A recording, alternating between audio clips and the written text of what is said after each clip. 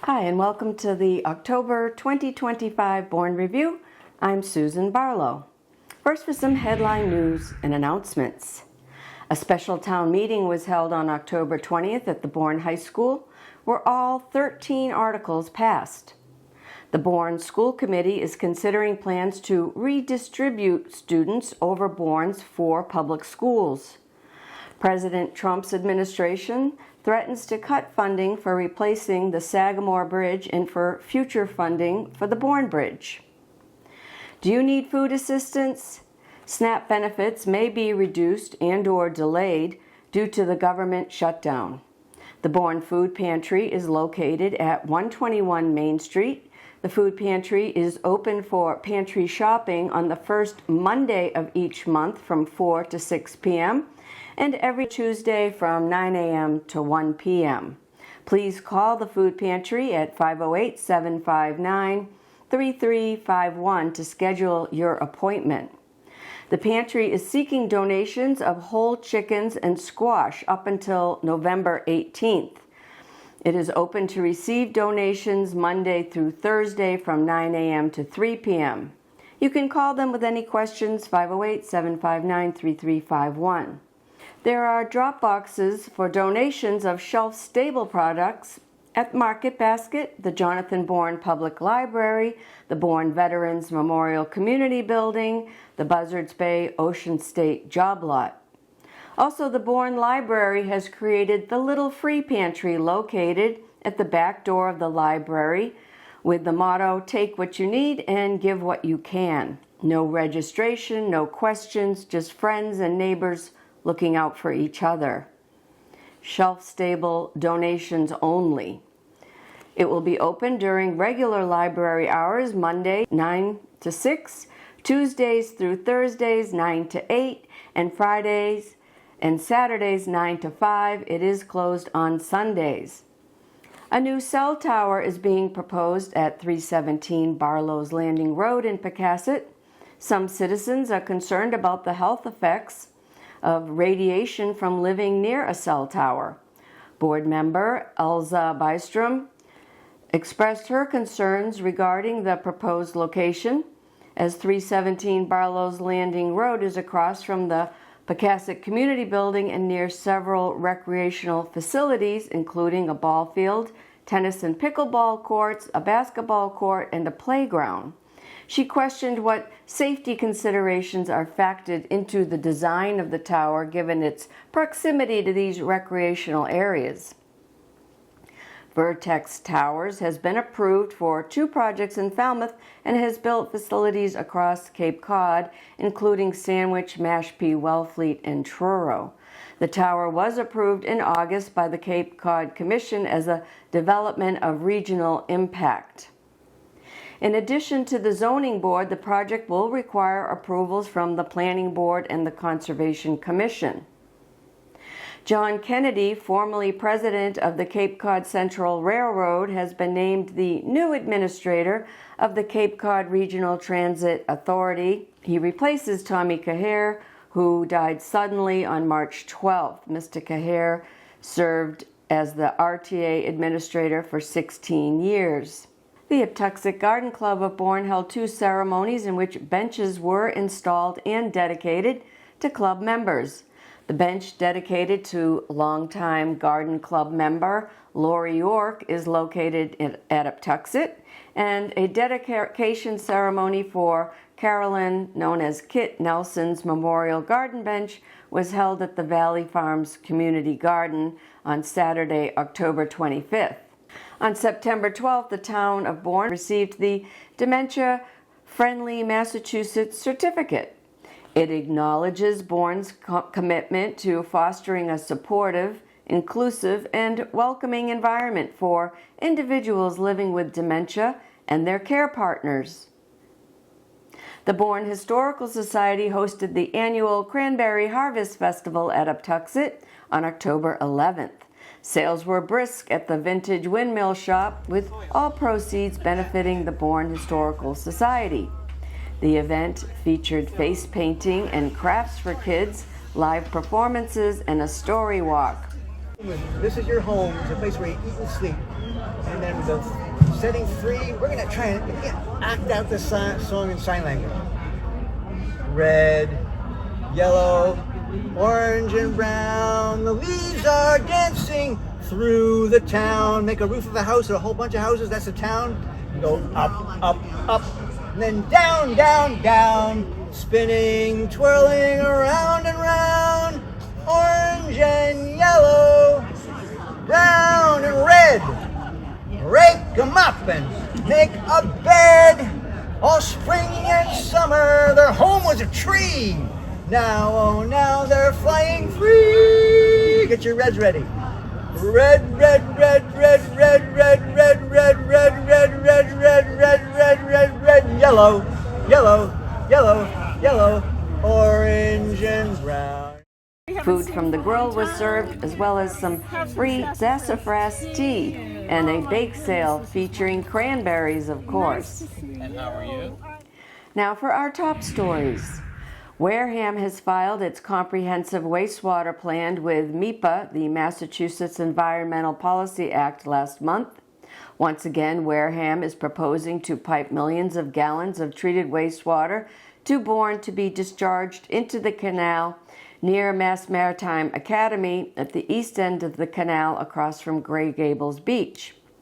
On November 15th of 2021, over 400 Bourne residents attended special town meeting to oppose Wareham's plan to expand the Wareham wastewater treatment plant into a multi-town facility. This plan would require the construction of a new wastewater treatment facility in Wareham to collect and treat wastewater from area towns including Wareham, Plymouth, and Bourne, and Mass Maritime Academy. They would then discharge between 3.5 million and up to 10 million gallons of highly treated wastewater daily into the Cape Cod Canal. The Save the Cape Cod Canal Committee had launched a Stop the Pipe campaign, which successfully prevented the plan from being implemented. Now, 4 years later, Wareham has proposed the plan again. The Massachusetts Environmental Policy Act, MEPA, is currently accepting public comments on Wareham's Comprehensive Wastewater Plan.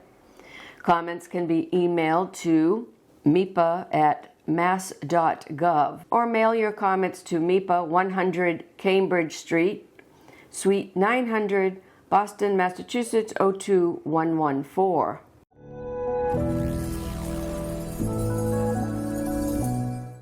At special town meeting, of the 13 articles, Article 12 was the most debated, and it was the last one to come up in the lottery.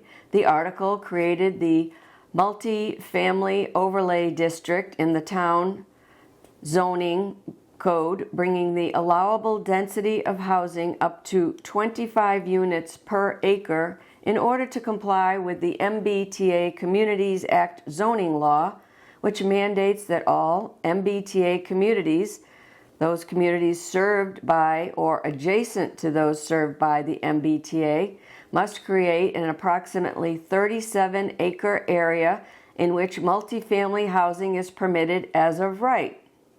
Scott Fitzmaurice of Aptucxet felt the article is forward-thinking, saying that about half of the people who work on Cape Cod currently commute. Matthew Stuck of Buzzards Bay spoke in favor of the zoning changes, saying that he has 3 kids who can't afford to come back and live here right now.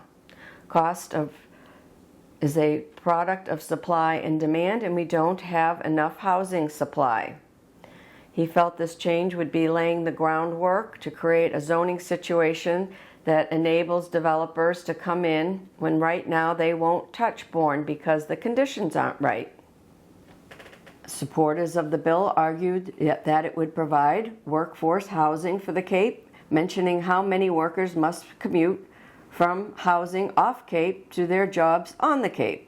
Housing prices on the Cape have skyrocketed over the past several years, with the average home price in Bourne is now $684,000. Bourne Bridge traffic during morning and evening rush hours has become a year-round problem. Obviously, putting housing on the mainland side of the bridge is not going to help with that issue, as workers would have to, once again, still commute over the bridge to their Cape Side jobs. I live in the village of Buzzards Bay, and I spoke out twice at the meeting against the article. Resources such as clean drinking water, the treatment of wastewater, are already stretched thin. We have a fragile ecosystem, and our bays and estuaries are already suffering from nitrogen pollution from human development. Title V septic systems, road runoff, lawn care, and landscaping, etc., all contribute to this with no real solution in sight. Bourne must come up with a comprehensive wastewater plan, and adding hundreds of multifamily units in this small 37-acre area will make this planning even more difficult. These are some overlay maps provided in the voter handbook and show the location of the proposed zoning change. People want to live on Cape Cod for its quiet, laid-back vibe and natural beauty.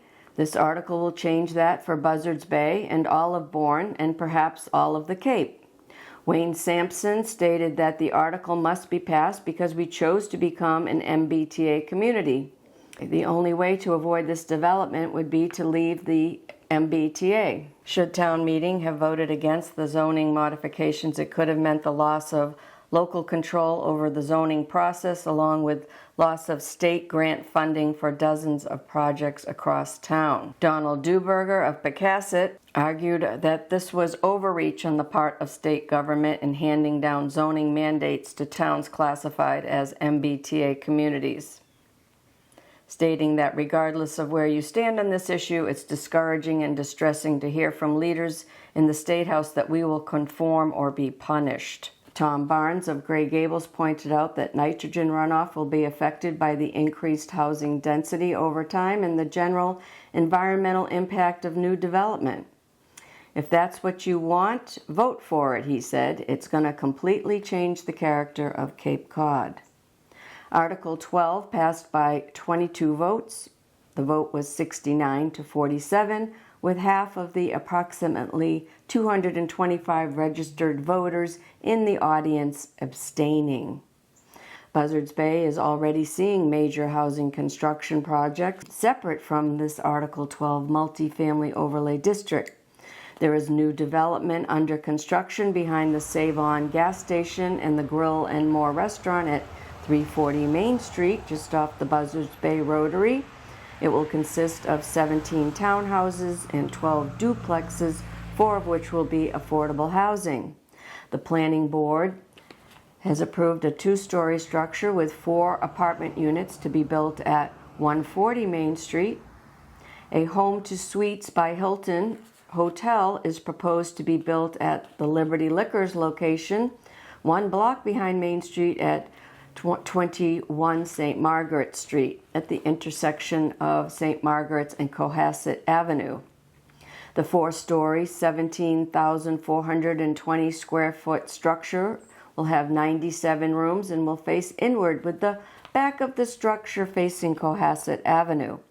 Another large-scale project is already underway at 2 Kendall Ray Place next to the Hampton Inn. It's called Canal Crossing. This will have 2 5-story residential buildings with 132 resort-style condo units. Residents will enjoy concierge services, multiple club rooms, rooftop decks, and a resort-style heated pool and a 2-story clubhouse with a fitness center, entertainment simulator, catering kitchen, and men's and women's locker rooms. The Bay Motor Inn, located at 223 Main Street, will be replaced by a new mixed-use development with 1 commercial building fronting the street and 2 smaller residential buildings in the back with 30 one-bedroom units and 58 two-bedroom units. Already completed and occupied is the Connect 55 Plus development, a 3-story, 120-unit apartment complex. There was citizen input on Article 5 to fund the $2.5 million replacement of the police station roof. Only 6 years old, the town is suing the architectural firm of Castle Booz and M. O'Connor, Inc., the contractor, for negligence and code deficiencies. Town Council Brian F. Bertram stated that the lawsuit has been filed. The case is currently in discovery, and he doesn't have an end date for the ongoing litigation, and it would probably take several years, as is typical for litigation. We're alleging that it was built wrong and designed wrong. We're going to go after them for a full recovery of absolutely everything that we're paying. I don't think I need to tell town meeting that a roof shouldn't be falling this soon after we build it, so we expect to be made whole. I can't guarantee results, but we're certainly going to try, said Mr. Bertram. The article passed 203 in favor and 22 opposed.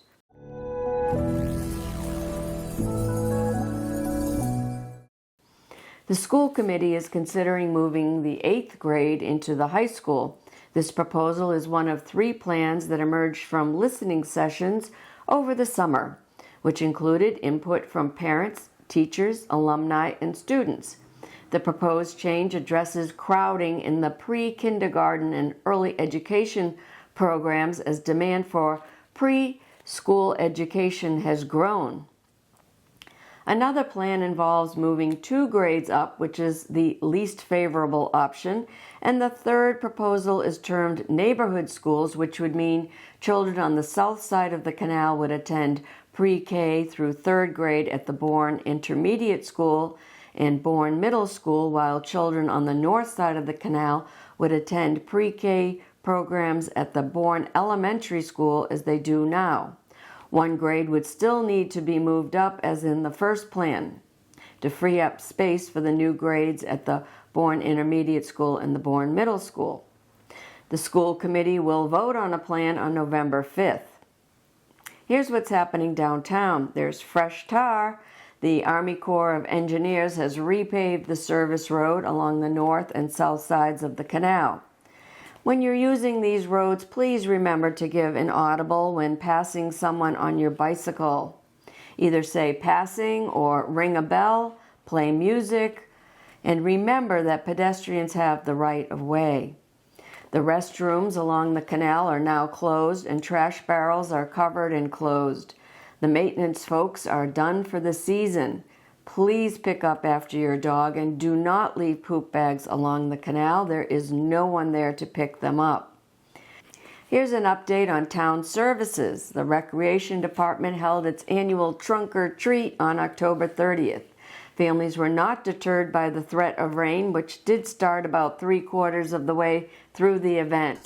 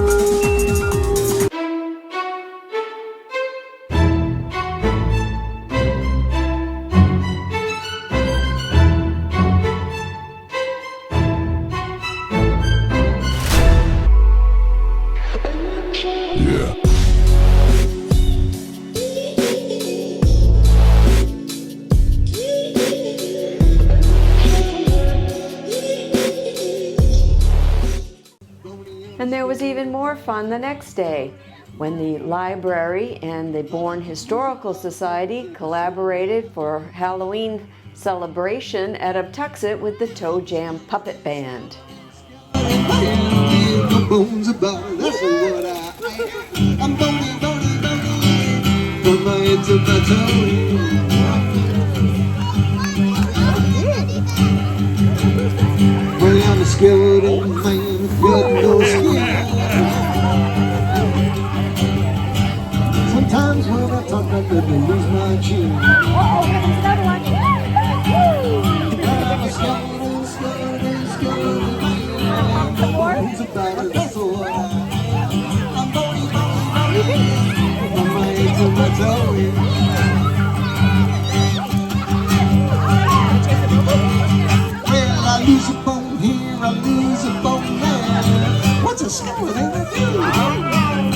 Once I had a bone right through my nose until I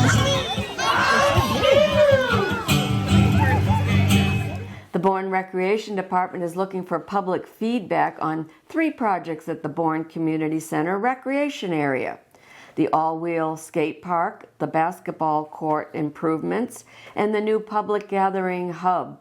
Please review the preliminary design concepts and submit your input by November 7th. You can submit your comments online by scanning the QR code on your screen. Simultaneously, the Rec Department is working on the Memorials Research Project and invite the community to contribute stories, photos, and background information on folks that have been memorialized in the 4 rec areas within the feasibility study: Clark, Keith, Chester, and Aptucxet. Here's what's happening at the library.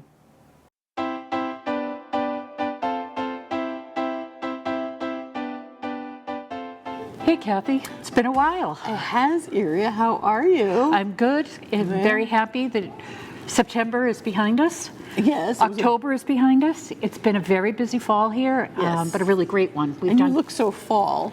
That's me, fall into fall with my orange earrings. Yes. Not easy. A couple of big things happened. One, we launched our new website, which was a lot of work, and I'm just thankful that when we launched live, we were actually 2 days before the deadline of October 1st, and we only had 3 bad links. That's not bad. One was booking museum passes. You couldn't book the Children's Museum, but we fixed that. And so please navigate your way around bournelibrary.org. Check out the new website. It's beautiful. It is beautiful. I think it's a little more intuitive. The old one was old, and the technology of building a website has greatly advanced to make it more user-friendly. So if you see something you don't like or you have a suggestion, please call us, email us. Come on down. Come on down, tell us, because we realize it's a new change for everybody. But all the basics are there: the catalog, Libby, Events to sign up for, museum passes, databases. So it's same content, just looks a little different, a little refreshed. Staff craft, as you know, budgets are tight, and so we're trying to make our dollars stretch as far as we can. And we got to thinking, because we were all so creative for the 100 Years, 100 Stories, we have talent on this staff. We don't need to pay a presenter to lead a craft, do we? Apparently not. So the first one, we kind of put it out there that it was decoupage a pumpkin. We thought, okay, we'll post it, 15 spots, we'll see what happens. It filled up within 6 hours. So we had to open a second session, which filled up in 6 hours. So there were 30 people with a craft led by Beth. Our next one is coming up in November, which is a punch circle Christmas tree, led by Judy from the Children's Department. And that one, we only have one session between the 2 holidays, all the stuff going with Christmas in Old Bourne Village. We can only offer that once. We'll take a break in December because we have the garden club, we have a bunch of things going. And then in January, we're doing a teaser, Valentine's. Thursday, November 6th, we're having a poetry reading with Phyllis St. George. And she's a Trinity College graduate, a poet, a writer, a filmmaker. She's definitely a deep thinker. Okay. And she's going to be reading from her book, Sweet Blisters. And at the end, because we've had a poetry group meeting once a month, she's going to encourage people to get up and read their own poetry as well. So even if you're not a member or a participant in our monthly poetry club, please come by. That event is Thursday, November 6th. At 6:30 p.m. If you're looking for something fun to do on a Wednesday afternoon, we have Afternoon Builders, which is for kids any age to come. We supply the blocks, aka Legos, but we're not allowed to call it Lego Club. So it's Afternoon Builders. That program is on Wednesdays from 4 to 5. And then for our teens and tweens, Gamer Guild is back. What is Gamer Guild? This is led by Samantha, and we'll have a Mario Kart free play. So Gamer Guild Thursday, November 20th from 6:30 to 7:30. On the beginning of December is one of my favorite nights of the year here in Bourne, and that is Christmas in Old Bourne Village. And the library is once again participating. It is December 5th, and there will be the Nutcracker again with girls and boys from Bourne and surrounding towns presenting snippets of the Nutcracker, which then they do full scale the next day, not here in Falmouth. And we also will have the Christmas tree lighting, cookies and cupcakes, and the beautiful book sale again. Beautiful book sale. Tell me about that. Okay, so these are people, please donate and then come buy books that you would consider gifting. So they have to be in really good shape. So not necessarily a book sale book. Right. It's So some of my cookbooks have thumbprints that somebody well loved. We want not so well loved. We want beautiful books this time. And we will be announcing the dates where you can drop those off as well. And then also the silent auction. The silent auction sponsored by the Friends of the Library. Yes. That's coming up? That's coming up, I think drop off is the 14th and 15th, I believe, of November. And then the sale will end that night. So you'll have last minute, chance to top the bids. What do they call that? Sniping, that you come in at the last minute at 5 p.m. and write your high bid so you beat out your friends and neighbors? Right. Sure. Oh, but this isn't competitive? Yes, it is. Okay. Just checking. It is. For those beautiful items, all of the proceeds go to Friends of the Bourne Public Library, which then in turn is events for you. The Bourne Council on Aging, located in the Bourne Community Center, offers a wide variety of programs to seniors 60 years and older. A vaccine clinic will be held on November 19th from 9 a.m. to noon, offering COVID vaccines for ages 12 and up and flu shots for ages 6 months old and up. Scan the QR code with your smartphone to register. The Bridge Cafe will now offer a hot entree on Wednesdays only and have soup, salad, and sandwiches on Thursdays. Chef Jean Lanahan is holding 2 cooking classes, one on November 13th where you make red pepper jelly and baked apples, and on December 11th it's beef Wellington and baked brie. Classes are $10 each. Head over to the community building to pay your $10 fee and register in person. Hey, did you ever wonder what's up with all the turkeys running around everywhere these days? On November 18th at 11 a.m., Robert Michelson will present Eastern Wildlife Turkeys and Research. Call to register 508-759-0600, extension 5300. On November 19th at noon, it's a Friendsgiving luncheon at the COA. It will consist of a turkey dinner with all the fixins. The cost is $10 per person. There will be no to-go meals and seating is limited, so sign up soon and in person. The Council on Aging hosts a National Grid Customer Assistance event on December 11th from 10 a.m. to 2 p.m. There's a new yoga class beginning on November 12th. The first class is free, and the additional 5 weeks is a $40 fee that must be prepaid. Call for more information or to register. You can see a listing of all their activities at townofbourne.com/Council on Aging. Here, East End Eddie gave his last fishing report on the canal this season. Here's an update on striper fishing in the canal by East End Eddie Doherty, a retired Massachusetts court clerk magistrate appointed by the late Governor A. Paul Cellucci, author of 7 Miles After Sundown, about surf casting the Cape Cod Canal for striped bass. Good morning. Welcome to another edition of the Canal Fishing Report. We've got a west flood tide here this morning. The west tide gets most of my attention this time of year because it's also known as the migration tide. It's the one that the tide that the striped bass ride on the way to Cape Cod to Buzzards Bay when they're coming in from Cape Cod Bay. On their journey south during the migration. So the west tide is usually the most productive at this time of year. So the slot size this year was the same as last year, 28 inches to less than 31. But that may all change because the striper population has been decimated for several different reasons. And so they're working on that right now, different scientists hopefully that know what they're doing to make these decisions. I think that was Bo McKinnon that just rode by. But Anyway, October started out really well with a lot of fish being caught and a lot of bait in the canal. We had a lot of silver sides. There were so many silver sides that when I'd get here in the dock, I'd shine my headlamp into the water and you'd see these thin silver torpedoes jumping right all over the place on top of the water. And it ended, the month though ended with a lot of squid, mackerel in the east end, and sand eels, a ton of mackerel in the east end. I was talking to a guy the other day, nice guy named Sean. He caught 40 mackerel in the east end, and he wasn't, most guys use a sabiki rig to catch mackerel. It's a device where you throw it right out into the middle of a school and you can pick them off, but he wasn't using that. He was using a small lure, a small metal lure about 2.5 inches with specks of different colored paint on it, and he caught 40 mackerel. That's about as many as I've ever heard. And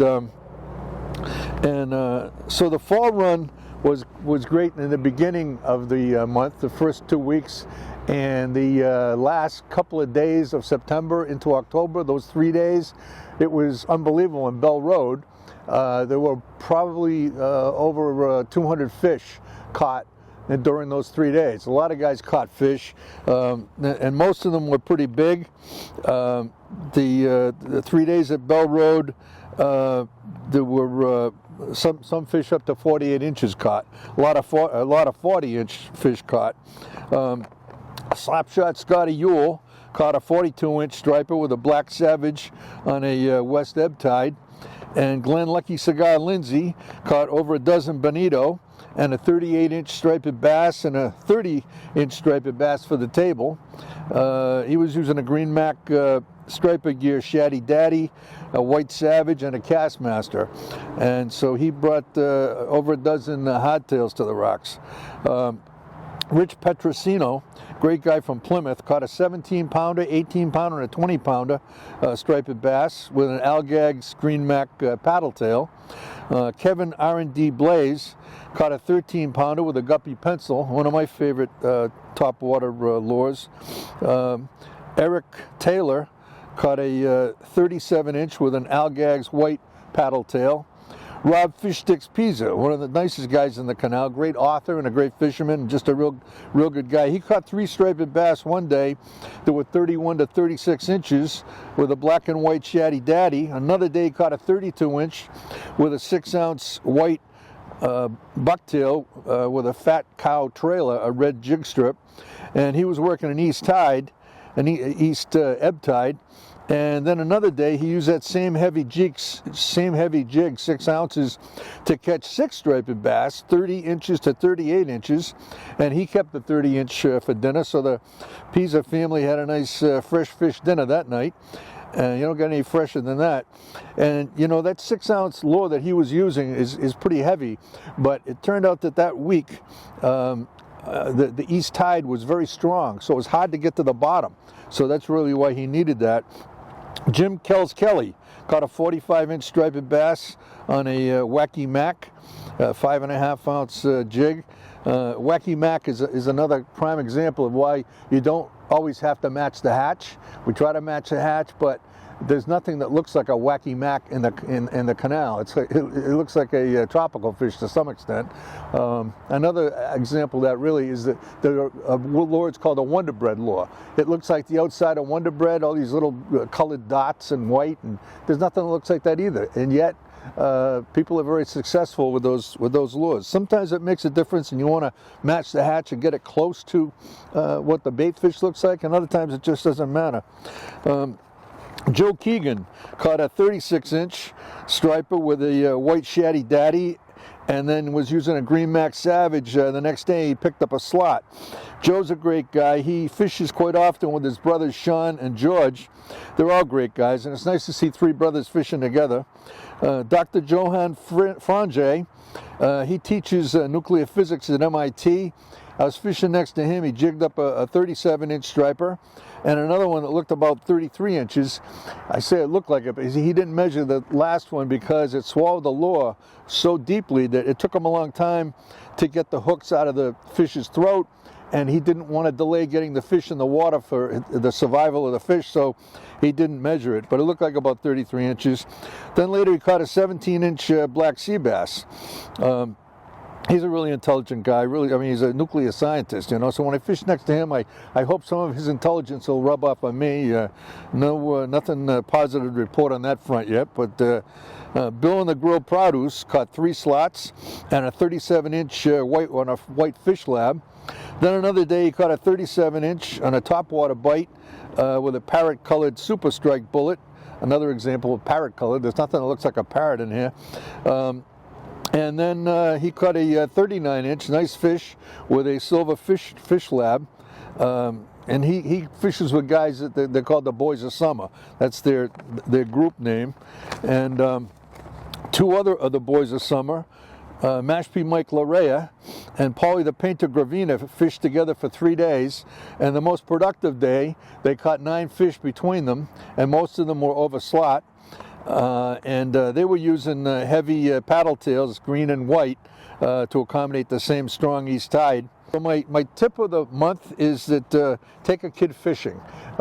So have a nice winter. This will be my last film of the year, and have a safe winter and a great holiday season. And God willing, I'll see you next spring in the same spot. Here are some wonderful photos taken by some area photographers showing the beauty that surrounds us.